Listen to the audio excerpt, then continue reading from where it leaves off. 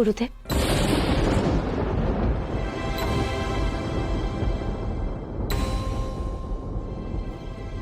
এবার আপনি ওদের বিয়ে সম্পন্ন করুন। করালি মা, তুমি ছোট জমিদার বাবুর পাশে বসো।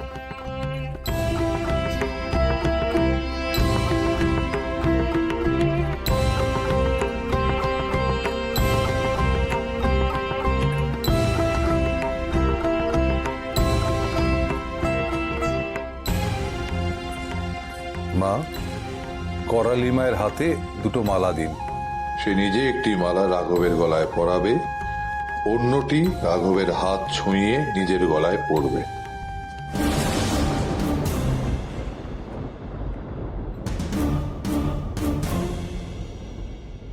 তারপর আমি মন্ত্রোচ্চারণ করে বিবাহ শুরু করব।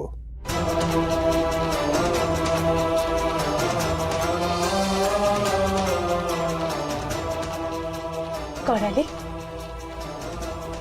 ধর।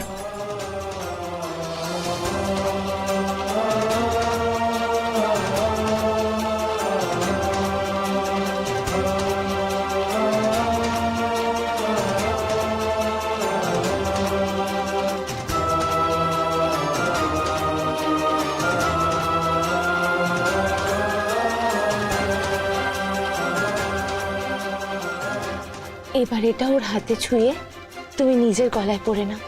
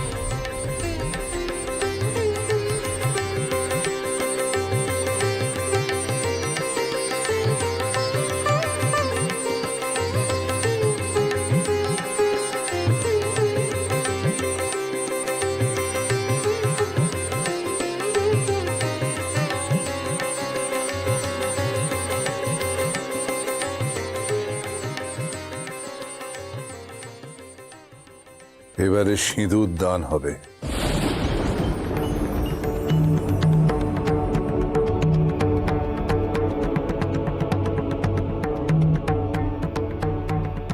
যদি হৃদয়ং তব তদস্তু হৃদয়ং মম, দীদং হৃদয়ং তব তদস্তু হৃদয়ং মম।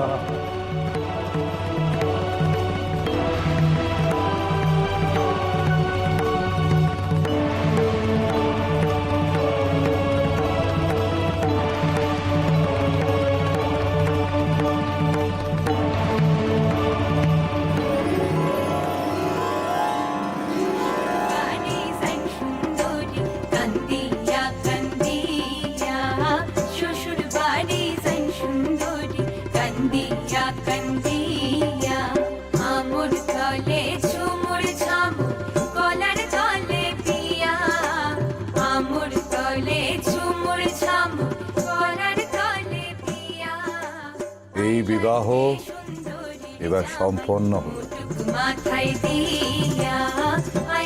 আজ থেকে ছোট জমিদার রাঘব রায়ের সঙ্গে তুমি বিবাহ সূত্রে আবদ্ধ হলে করালি মা।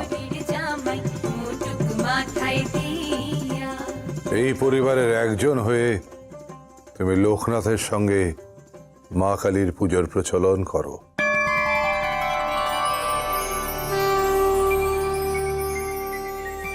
এতে পরিবারের মঙ্গল হবে। আমার স্বামীর প্রাণ বাঁচাও মা, প্রাণ বাঁচাও।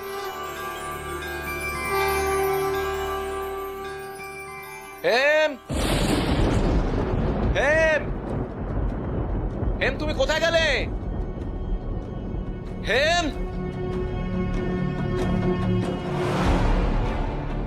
হেম। জমিদার বাবু জেগে উঠেছেন। কি হবে এখন? তুই পুজো শুরু কর ভাই।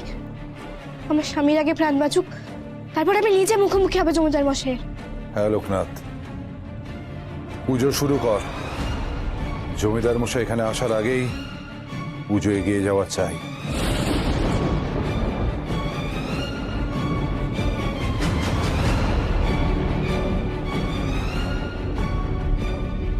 হেম, হেম, লোকটা কোথায় এরা সবাই? হেম,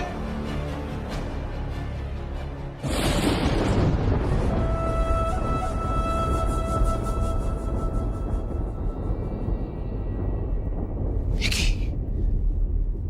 এরা সবাই ঘুমোচ্ছে কেন? এদের তো পাহারা দিতে বলেছিলাম। এই, এই, এই, ওঠো।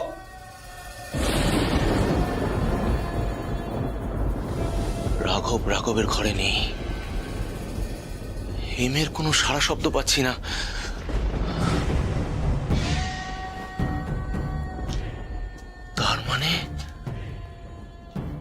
তার মানে আমার ঘুমানোর সুযোগ নিয়ে ওরা হেম আর রাঘবকে তুলে নিয়ে গেছে।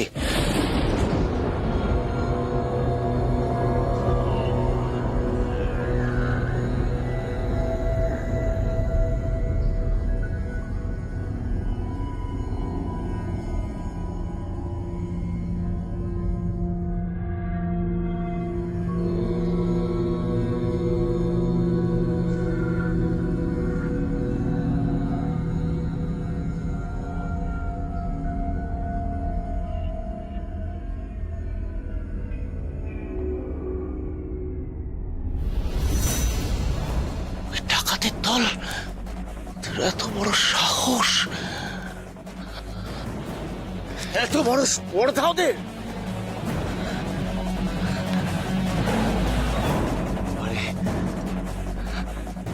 সব স্পষ্ট হচ্ছে।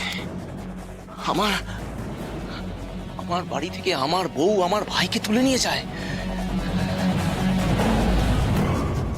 এবারে বুঝতে পেরেছি, ওই বালক সন্ন্যাসী এবং তার গুরুদেব, এরা দুজনে মিলে এই ষড়যন্ত্র করেছে।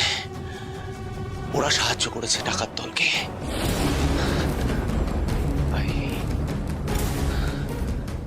তাই ওরা এই কাজ করে উঠতে পেরেছে। চরম শাস্তি দেব, চরম শাস্তি। এমন শাস্তি দেব ওরা সারা জীবন কেশব রায়ের কথা মনে রাখবে, সারা জীবন। এবারে আরতি শুরু কর লোকনাথ। আরতি ছাড়া কোনো পুজো সাঙ্গ হয় না।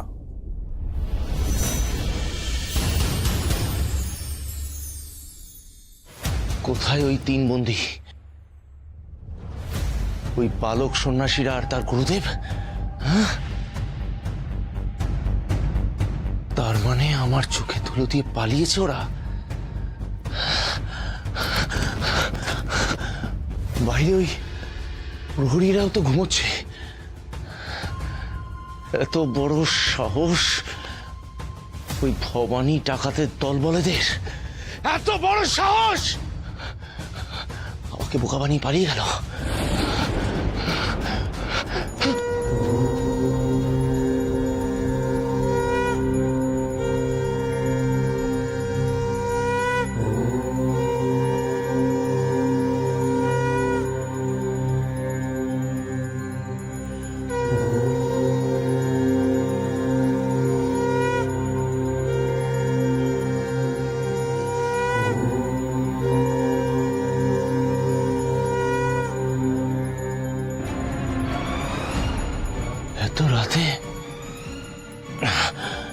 এত রাতে কে পুজো করছে? মন্দিরের আলো তো নেভানো দেখলাম। তাহলে কে?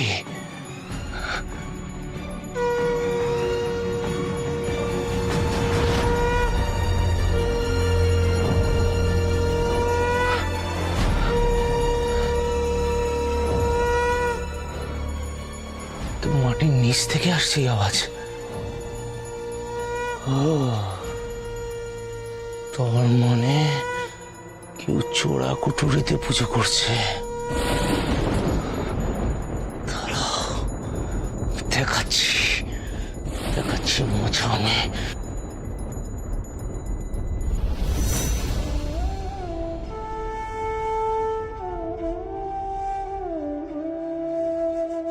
মাগো, এতদিনে এই বাড়িতে তোমার প্রতিষ্ঠা হলো, তোমার কথা আমি রাখতে পারলাম। ওদেরকে দেখো মা, ওদের সব বিপদ কাটিয়ে দিও তুমি।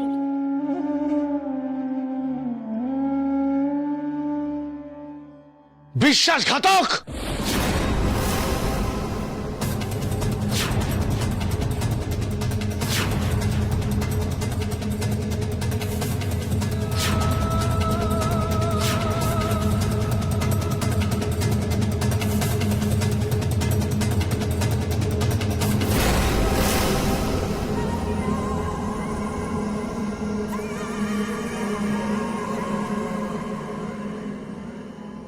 এত বড় বিশ্বাসঘাতকতা করতে তোমার এইটুকু বাঁধলো না হেম?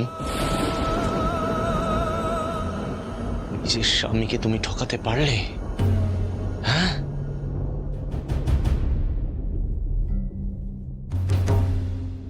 কালী ঠাকুরের পুজো তুমি এ বাড়িতে হতে দিতে পারলে?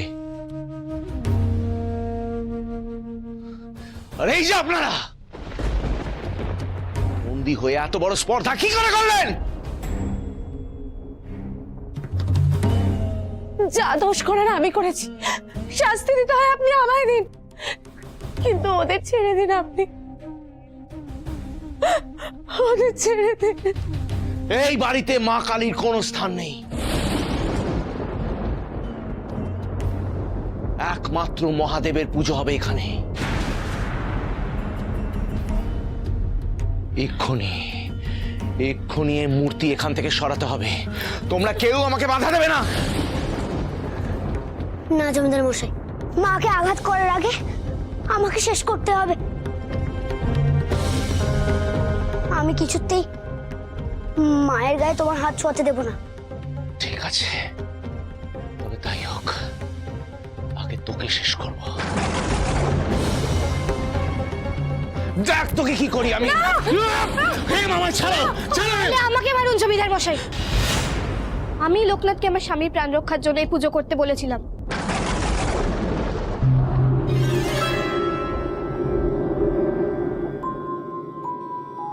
তোমার স্বামী?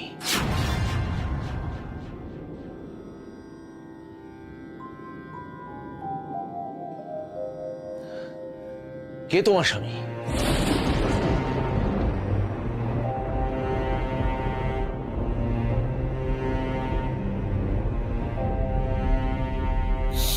দাদা?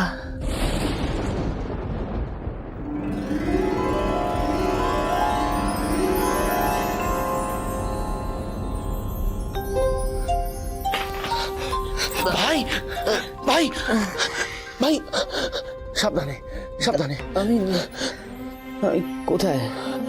ভাই তুই ভালো হয়ে গেছিস? এই তো এই তো আমার ভাই সুস্থ হয়ে গেছে, প্রাণ ফিরে পেয়েছে, নবজন্ম পেয়েছে। আমি জানতাম তোর কিচ্ছু হবে না, কিচ্ছু না, তুই ঠিক সুস্থ হয়ে উঠবি, আমি জানতাম সেটা। তুমি আমার প্রার্থনা রেখেছো। আজ তোমার আশীর্বাদে জমিদার মশাইয়ের ভাই আবার সুস্থ হয়ে উঠেছে। এবার আমায় কালীঘাটের পথ দেখাও মা। আমি তো তোমার কাছে যাওয়ার জন্য আর তর্স হইতে পারছি না। আমার চেয়ে এখানে কাজ শেষ হলো।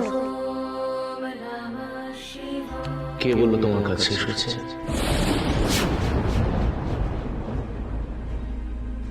আসল কাজ না করে তুমি চলে যাবে এখান থেকে? আসল কাজ? আমার যা যা কাজ ছিল তা তো আমি করেছি জমিদার মশাই। না, করনি। তোলো তোলো এই কালী মূর্তি।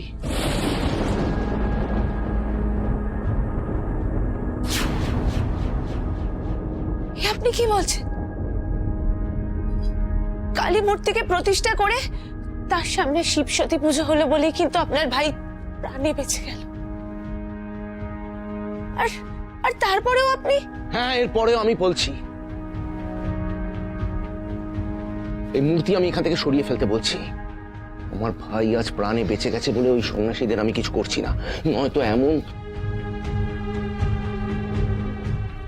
শাস্তি দিতাম আমাকে বোকা বানিয়ে আমার চোখে ধুলো দিয়ে এই চোর কুঠুরিতে এসে কালী পুজো করা হচ্ছে। আর তুমি তুমি হেম, ভেবেছো আমি কোনোদিনও তোমাকে ক্ষমা করে দেব? কোনোদিনও আমি তোমাকে আর বিশ্বাস করব না। মস্ত বড় ভুল করেছো তুমি। স্বামীর থেকে লুকিয়ে ওই টাকার দলের সঙ্গ দিয়ে খুব বড় ভুল করেছো। আমি এতক্ষণ আপনাকে কিছু বলিনি জমিদার মশাই, কিন্তু এখন বলতে বাধ্য হচ্ছে। আমরা ডাকাত দলের লোকও নই, জমিদারের লোকও নই, আমরা সন্ন্যাসী।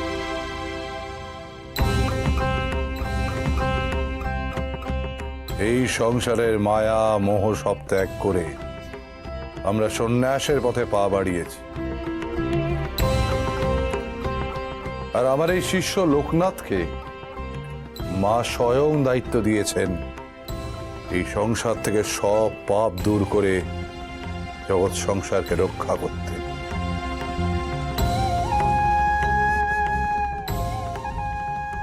কি করে আমি আপনাকে বিশ্বাস করব বলুন তো? আপনারা যদি সত্যিকারের সন্ন্যাসী হন তাহলে কেন ওই ডাকাত দলের সঙ্গ দিয়েছিলেন? সে ডাকাত ছিল, দস্যু রত্নাকর যেমন ডাকাত ছিল, ঠিক তেমনি করালি দিদির বাবা তার ভুলটা বুঝতে পেরেছে। করালি দিদির বাবা মায়ের নামে শপথ করে বলেছে আর কখনো অস্ত্র ধারণ করবে না। তাই তো যখন কারাগারের ভেতরে রক্ষীরা তাকে আঘাত করছিল, সে পাল্টে আর তাদের আঘাত করেনি। তুমি নীলক্ষের বিরুদ্ধে অস্ত্র ধরেছে জমিদার, এটা কি রাজার নীতি? শাস্ত্র নীতি আমি তোমার কাছে শুনতে চাই না, এটা ডাকাতের কাছে আমি শুনতে চাই না। আপনি এই মেয়েটিকে বিনা অপরাধে বন্দি বানিয়েছিলেন, কিন্তু ওর বাবার সেই ভয়ঙ্কর ভয়ঙ্কর আঘাতের পরেও কিন্তু ও কোনো প্রতিশোধ নেয়নি।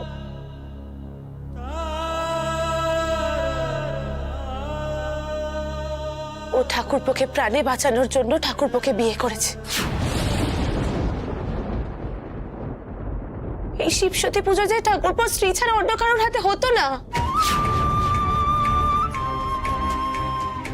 কি বললে তুমি বউটান? ও আমাকে বিয়ে করেছে মানে? হ্যাঁ ঠাকুর, ও তোমাকে প্রাণে বাঁচানোর জন্য বিয়ে করেছে।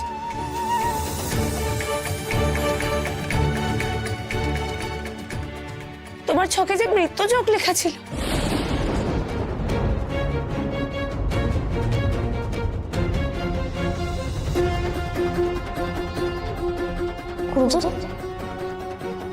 কি দেখছো? লোকনাথ, মৃত্যু ফাঁড়া আছে ছোট জমিদার মশাই। ওনার ছক আমি মানি না। আমার যদি সত্যি এমন কোনো ফাড়া থাকতো তাহলে আমাদের কুলগুরুদেব নিশ্চয়ই আমাদের তা জানাতেন। দাদা, আমার মৃত্যুযোগের কথা কি তিনি কখনো তোমায় বলেছেন?